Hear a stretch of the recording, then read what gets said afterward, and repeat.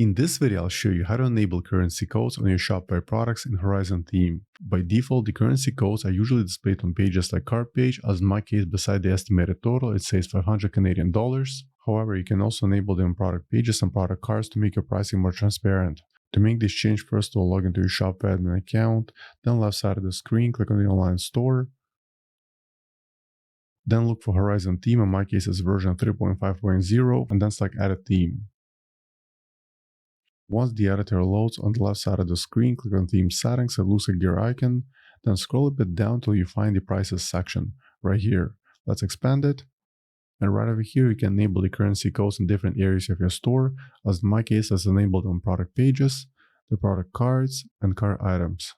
Once you're done making these changes, at the top right corner click on Save. Now let me go back to my cart page, let's try refreshing it. And as you can see, the cart items are now displaying the currency code. Now let's open one of the collections.